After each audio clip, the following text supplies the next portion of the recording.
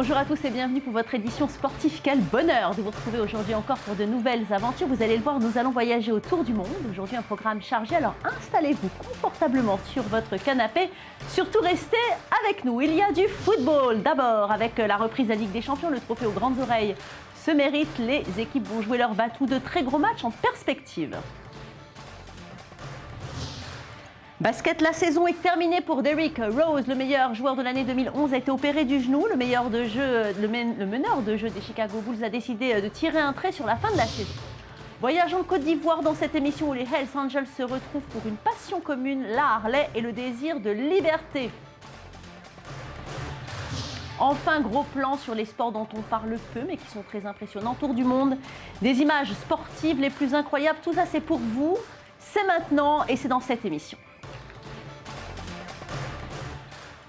Allez, je vous propose d'ouvrir cette édition par du football. La Ligue des Champions reprend. Il ne reste plus que 2 rencontres avant la fin des matchs de poule et il reste encore de nombreuses places à prendre sur, que ce soit pour les 8e de finale ou bien pour la Ligue Europa. On débute avec le groupe de la mort, le groupe F, rencontre décisive entre Napoli et Dortmund. Dortmund est pour le moment 3e de son groupe et accuse un retard de 3 points sur Arsenal et Naples. Une victoire et la course à l'application est relancée, mais une défaite ou un match nul et c'est l'élimination presque assurée. De très mauvais augure pour le finaliste de l'édition 2012 de la compétition. Les deux équipes restent sur une défaite. Ce week-end, les Napolitains ont perdu face à Parme. Ils sont maintenant 3e avec 6 points de retard sur la Juventus et 5 sur la Roma. De son côté, Dortmund a presque abandonné tout espoir de titre en perdant à domicile face à son grand rival, le Bayern de Munich. Les Borussen sont maintenant 3e à 7 points du leader et à 3 points du Bayer Leverkusen. La rencontre de ce soir est donc un peu le match de la deuxième chance. On écoute tout de suite l'entraîneur de Dortmund. Je crois que personne ne peut se sentir à l'abri dans ce groupe. Tout peut encore arriver. Si nous ne gagnons pas nos 2 matchs, à commencer par le match contre Naples, ça va se compliquer pour nous. Notre adversaire le sait et cela va sans doute influencer sa manière de jouer pendant la rencontre. Et toujours dans le groupe F, Marseille, déjà éliminé, se déplace à Londres pour affronter Arsenal. Les Gunners sont sereins. Ils sont premiers du groupe et ont encore gagné leur match en championnat ce week-end. Si Arsenal gagne contre les Phocéens, cela ne garantirait pas mathématiquement la qualification, mais les en rapprocherait fortement. Les hommes d'Arsène Wenger sont sûrs de leur force et sont très en confiance du côté de Marseille. Entraînement dans le magnifique Emirates Stadium. Il ne reste qu'un seul espoir pour les hommes d'Elibob, gagner leurs 2 matchs et espérer un faux pas de Dortmund contre Naples pour pouvoir participer à la Ligue Europa. Un autre résultat qu'une victoire et les Marseillais sont éliminés de toute compétition européenne. Beaucoup de pression, donc. Qui allie à la fois des cadres qui ont une certaine expérience et beaucoup de jeunes joueurs qui découvrent la Champions League. Je crois qu'elle est source vraiment de progrès. En même temps, bien sûr, elle suscite une grande motivation chez tous nos joueurs, qu'ils soient cadres ou jeunes. À partir de là, le contexte des points du classement est un peu occulté et il y a l'envie chacun des joueurs de faire la meilleure prestation possible. Vous venez d'entendre Elie Baupin, l'entraîneur de Marseille. Et justement, en parlant d'Arsenal, qui s'entraînait avec les Gunners? Vous l'avez reconnu, il s'agit bien de Thierry Henry. En voilà un qui n'arrive pas à quitter la maison de tonton Arsène. Regardez cette photo qui a fait le tour du net. Thierry Henry, le meilleur buteur de l'histoire des Gunners, s'entraîne avec l'équipe A. Il vient tout juste de se faire éliminer avec les New York Red Bulls des playoffs de la Ligue américaine. Qui sait, peut-être qu'Arsène Wenger va le faire signer pour une pige de 2 mois comme il l'avait fait en 2011. On aperçoit aussi Robert Pires, qui a été nommé ambassadeur de la fondation Arsenal la saison dernière. Lui ne rejoindra pas le club, ça a été confirmé par Arsène Wenger. Il est là pour le plaisir de fouler la pelouse de London Colney, le terrain d'entraînement d'Arsenal. Allez, on passe au groupe H, l'Ajax d'Amsterdam, qui reçoit le Grand Barça, un match pour Johan Cruyff. Je vous rappelle que ce joueur a joué non seulement à l'Ajax et au Barça. Les Hollandais sont 3e de leur groupe, mais peuvent encore espérer se qualifier. Et cela commence par un match de très haut niveau à l'Amsterdam Arena. Les Catalans, de leur côté, sont en tête de leur groupe et peuvent assurer leur première place grâce à un match nul. Mais vous allez le voir, ce sont de vrais compétiteurs, à commencer par leur entraîneur. Para nosotros, la primera intención, ganar. Notre première intention, c'est de gagner. Bien sûr, le résultat ne va pas beaucoup influencer la situation du Barça dans le groupe. Mais à chaque match que nous jouons, nous voulons gagner. Et l'autre match de ce groupe H se joue entre le Milan AC et le Celtic. Le Celtic, comme très souvent, est en tête du championnat d'Écosse. Le Celtic Park sera plein pour supporter son équipe qui peut encore se qualifier. Les Milanais sont en très mauvaise posture, deuxième du groupe, mais à la portée du Celtic et de l'Ajax. Les Lombards viennent surtout d'enchaîner une série de 10 matchs, 4 défaites, 6 matchs nuls et seulement une victoire. Il est probable que l'entraîneur soit sur la sellette. Je vous propose de l'écouter. Vous savez, nous devons faire la différence entre la Champions League et le championnat. Ce sont deux choses complètement différentes. Nous jouons en Ligue des Champions et nous devons essayer de faire un bon résultat. Nous avons un double objectif pour cette saison. Tout d'abord se qualifier pour la Champions League l'année prochaine, mais plus actuellement passer les poules pour jouer les huitièmes de finale et ensuite arriver en finale. Et dans les autres matchs de la journée, Chelsea se déplace en Suisse pour affronter le FC Bâle. Les Londoniens peuvent s'assurer la première place de leur groupe dès ce soir. Et dans le groupe G, l'Atlético Madrid, déjà certain de terminer premier, voyage en Russie pour affronter le Zénith Saint-Pétersbourg.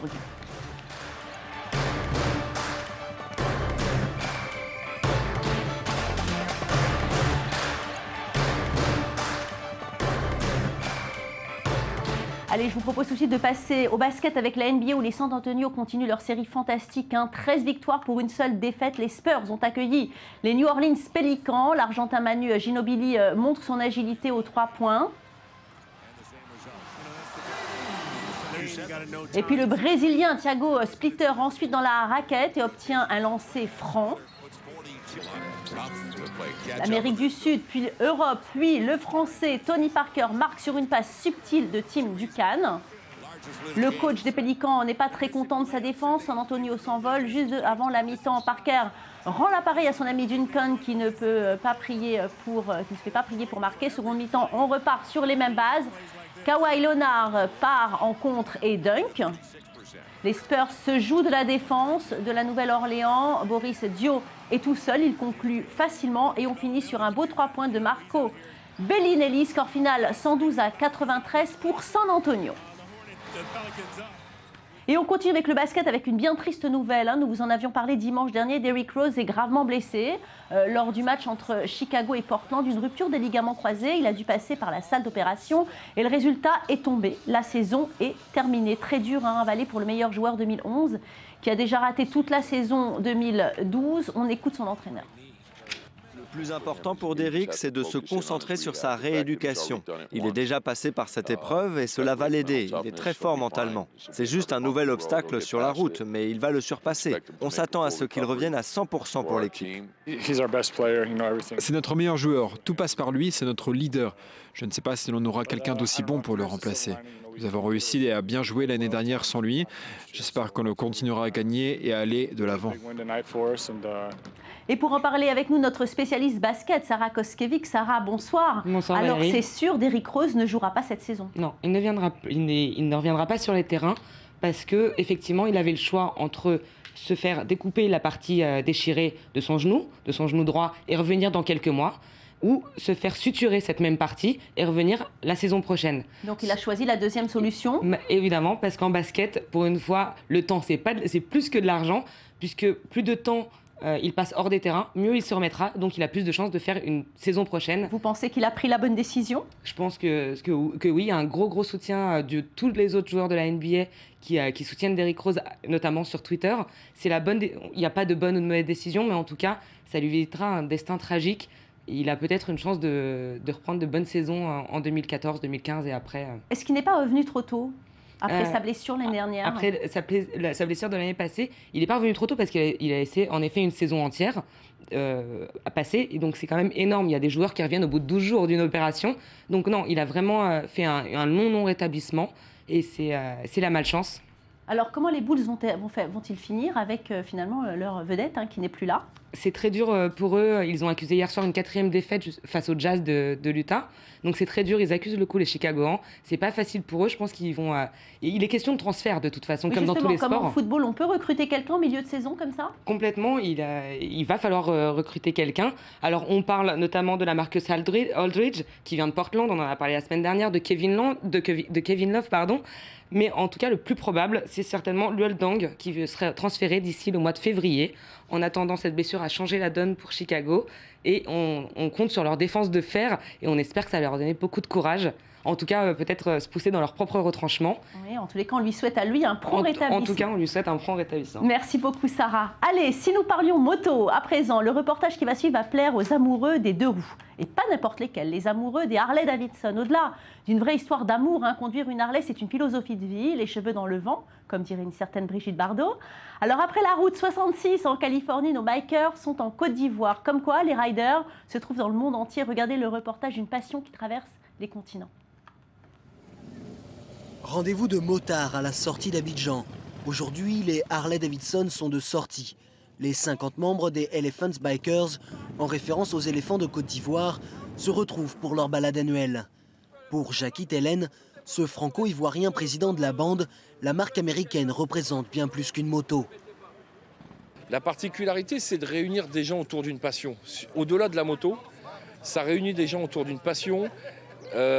C'est du déguisement, c'est pas que de la moto, c'est un ensemble de choses qui fait que c'est un peu particulier dans le monde de la moto. C'est pas les meilleures motos au monde, c'est pas ce qui freine le mieux, qui accélère le mieux, mais c'est ce qui a su développer un esprit de confrérie.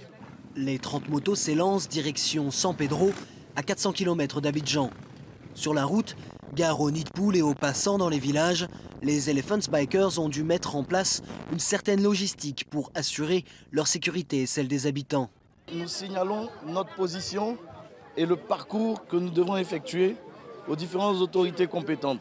Ensuite, nous demandons à nos membres de prendre un minimum de sécurité, vérifier l'état de leur moto, d'avoir des équipements homologués, avoir des casques qui protègent, qui sont conçus pour protéger, avoir des équipements, des blousons avec des coques ou des gants, des bottes.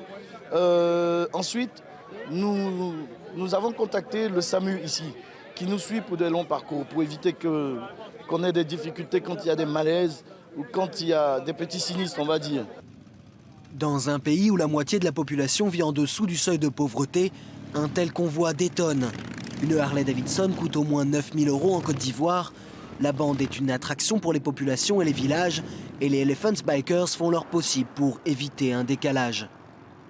C'est vrai qu'il y a un fossé de richesse, mais en général, lorsqu'on fait ce genre de sortie, nous participons en fait en faisant des dons dans des villages, dans des écoles, dans des dispensaires. Donc on est plutôt bien accueillis et le fossé, en général, il n'existe plus. Après 7 heures de route, c'est le repos, un moment privilégié pour revenir sur les meilleurs moments de la journée et par les bécanes.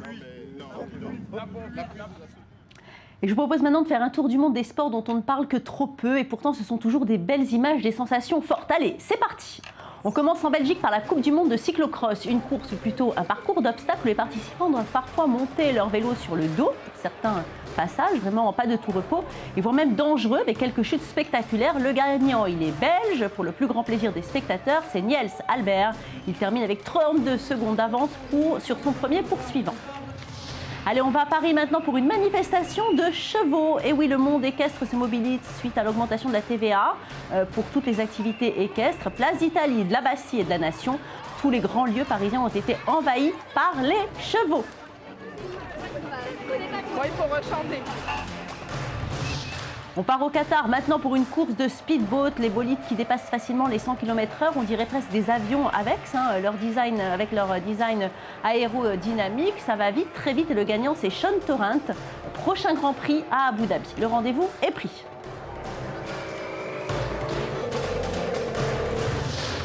Et toujours de la vitesse, mais cette fois on se déplace à Azerbaïdjan, dans la capitale futuriste de Bakou, pour le GT Série, des voitures impressionnantes, des moteurs qui vrombissent. Et au final, c'est la Team Audi qui l'emporte grâce à des pilotes comme Stéphane Ortelli et Lorenz Vanthoor. Et on finit ce tour du monde par la Chine sur l'île d'Hainan, championnat du monde de longboard. Les 36 meilleurs du monde se rencontrent. Les vagues étaient au rendez-vous. La gagnante, c'est Kelia Monitz, une hawaïenne qui gagne pour la seconde année consécutive.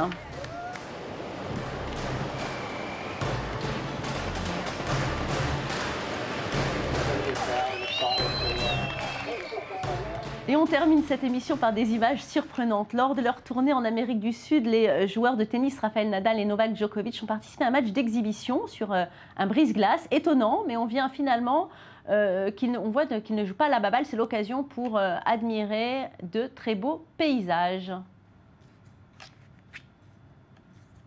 Allez, c'est la fin de cette émission. Quel plaisir d'avoir passé ce moment en votre compagnie. On se retrouve demain, même heure, même chaîne, pour de nouvelles aventures sportives. En attendant, notre site internet est disponible pour vous 24 h sur 24. N'hésitez pas à nous envoyer vos commentaires via Facebook ou bien Twitter. Merci à vous de votre fidélité. Restez avec nous, l'info continue sur i24 News. Portez-vous bien.